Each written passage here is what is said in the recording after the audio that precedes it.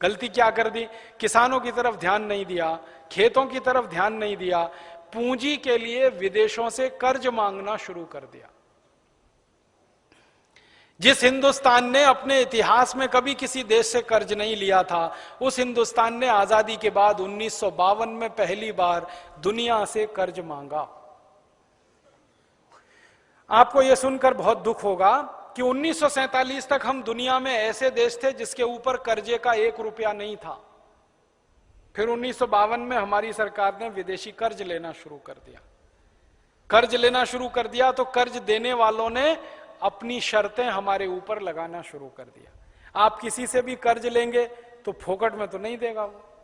आप बैंक से कर्ज मांगने जाते हैं ना, तो बैंक अपनी शर्त बताता है कि नहीं? ऐसे ही हमने विश्व बैंक से कर्ज मांगा, विश्व बैंक ने अपनी शर्त बताना शुरू किया। और उनकी शर्तें क्या थी? उनकी शर्तें ये थी कि जिस मुद्रा में भारत हमसे कर्ज लेगा उसकी कीमत बढ़नी चाहिए। मतलब भारत कर्ज लेगा अगर डॉलर में, तो डॉलर की कीमत बढ़नी चाहिए। भारत कर्ज लेगा अगर स्टर्लिंग पाउंड में, तो स्टर्लिंग पाउंड की कीमत बढ़नी चाहिए। भारत अगर कर्ज लेगा फ्रेंच में, फ्रैंक में, फ्रांस की करेंसी फ्रैंक, तो उसकी कीमत। तो जो भी विदेशी मुद्राओं में हमने कर्ज लेना शुरू किया, उन मुद्राओं की कीमत बढ़ती गई। और उस कीमत को बढ़ाने के लिए भारत की सरकार ने अपने रुपए की कीमत को गिराना शुरू कर दिया। 1952 में रुपए की कीमत गिरी। 1947 15 अगस्त को 1 रुपया 1 डॉलर के बराबर था। 1 रुपया 1 स्टर्लिंग पाउंड के बराबर था। 1 रुपया 1 फ्रेंच फ्रैंक के बराबर था। लेकिन 1952 आते आते 7 रुपया डॉलर हो गया। फिर हमने दोबारा 1957 में कर्ज लिया, फिर 1962 में लिया, फिर 1967 में लिया, फिर 1972 में लिया, फिर 1977 में लिया, फिर 1982 में लिया। और 1982 के बाद हर साल कर्ज लेना शुरू कर दिया। पहले 5-5 साल में एक बार कर्ज लेते थे। फिर 1982 के बाद हर साल 1983, 1984, 1985 हर साल कर्ज लेना शुरू किया। और कई कई प्रधानमंत्री तो ऐसे आए महानुभाव इस देश में, जिन्होंने पुराने कर्जे का ब्याज देने के लिए नया कर्ज ले लिया। ऐसे भी प्रधानमंत्री आए इस देश। उन्होंने कर्जों के सारे रिकॉर्ड तोड़ दिए। परिणाम क्या हुआ? कर्ज बढ़ता गया। और 1991 से इस देश में एक नीति चल पड़ी जिसका नाम आप जानते हैं, उदारीकरण। अंग्रेजी में कहते हैं उसको लिबरलाइजेशन, हिंदी में उदारीकरण। फिर एक नीति है वैश्वीकरण, ग्लोबलाइजेशन। मैंने इस नीति का नाम बदल के रखा है उधारीकरण। कर्ज लेना, उधार लेना, कर्ज लेना, उधार लेना, कर्ज लेना, उधार लेना। जितने प्रधानमंत्री आए सबने अंधाधुंध कर्ज लिया। तो बढ़ते बढ़ते बढ़ते बढ़ते अब कर्ज बहुत अधिक हो गया। और इन सरकारों ने क्या किया? विदेशी कर्ज लिया, देश के अंदर से भी कर्ज लिया।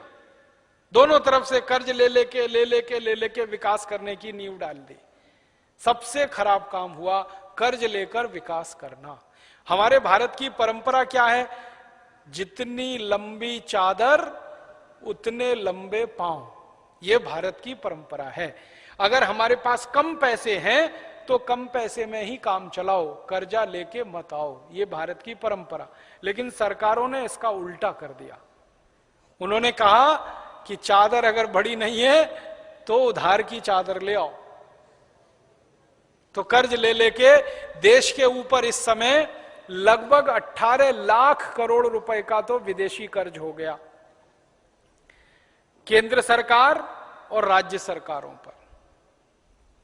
और लगभग 18 लाख करोड़ का ही देशी कर्ज हो गया। माने इस समय देश 36 लाख करोड़ के कर्जे में दबा हुआ है। अगर आप हिसाब निकालेंगे तो एक एक हिंदुस्तानी 36,000 रुपए का कर्जदार है। ये स्थिति हो गई। अब इसमें परेशानी क्या आई कि हमने जहां विदेशों से कर्ज लिया, अमेरिका से, जापान से, जर्मनी से, फ्रांस से, स्वीडन से, स्विट्जरलैंड से, उन देशों ने हमारे ऊपर शर्तें लगाई। तो पहली शर्त तो मैंने बताई, रुपए की कीमत गिराओ और जिस मुद्रा में कर्ज ले रहे हो उसकी कीमत बढ़ाओ। तो डॉलर की कीमत बढ़ते बढ़ते कहां तक आई? $1 1 रुपया था 1947 में, अब हो गया है 50 रुपया $1। माने रुपए की कीमत 50 गुनी कम हो गई।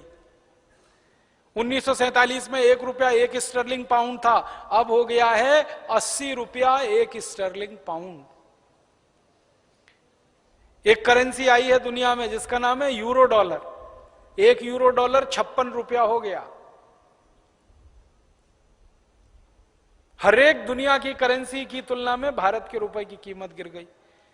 हमारे ऊपर शर्त लगी तो हमने वो शर्त मानी। दूसरी शर्त हमारे ऊपर क्या आ गई कि जो जो देश से हम कर्ज लेंगे उन्हीं देशों की कंपनियों को भारत में व्यापार करने के लिए बुलाना पड़ेगा। अगर हम अमेरिका से कर्ज लेंगे तो अमेरिका की कंपनियां भारत में आएंगी, व्यापार करेंगी, उनको लाइसेंस देना ही पड़ेगा। अगर जापान से कर्ज लेंगे तो जापान की कंपनियां आएंगी, उनको लाइसेंस देना पड़ेगा। जर्मनी से कर्ज लेंगे तो वहां की कंपनियां आएंगी, उनको लाइसेंस देना पड़ेगा। तो भारत की सरकार ने 24 देशों से कर्ज ले रखा है, तो 24 देशों की 5000 कंपनियां घुस गई हमारे देश में धंधा करने के लिए। अब दुख और तकलीफ की बात क्या है कि हमने एक ईस्ट इंडिया कंपनी को 100 साल की मेहनत करके मार के भगाया था, और उसको भगाने में लाखों शहीदों की कुर्बानी देनी पड़ी थी। करोड़ों हिंदुस्तानियों को अपनी मां बहन बेटियों का बेइज्जती सहन करना पड़ा था एक कंपनी को भगाने में। लेकिन अब आजादी के बाद ऐसे चक्कर में देश फंस गया कि 5000 से ज्यादा विदेशी कंपनियां फिर आ गई। अब इन कंपनियों के आने से फिर नुकसान हो रहा है। पहले ईस्ट इंडिया कंपनी आई, वो माल बेच के मुनाफा कमाती थी, ऐसे ये 5000 कंपनियां माल बेच के मुनाफा कमाती, और नुकसान दोहरा हो रहा है। हमारा एक नुकसान तो ये हो रहा है, रुपए की कीमत जैसे जैसे गिर रही है ना, बहुत नुकसान होता है इससे देश को। आप समझते हैं कैसे नुकसान होता है? 1947 में अगर हम 1 रुपए का माल अमेरिका को बेचते थे तो हमको $1 मिलता था। अब 2009 में हमको 50 रुपए का माल बेचना पड़ता है, तब $1 मिलता है। माने माल हमारा 50 गुना ज्यादा जाता है, डॉलर हमारे पास 1 ही आता है। सोचो कितना बड़ा नुकसान है देश का। दोस्तों, सबसे पहले तो चैनल सब्सक्राइब करें, फिर लाइक, कमेंट और शेयर करें, और हाँ, हमारा एंड्रॉयड ऐप डाउनलोड करना ना भूलें।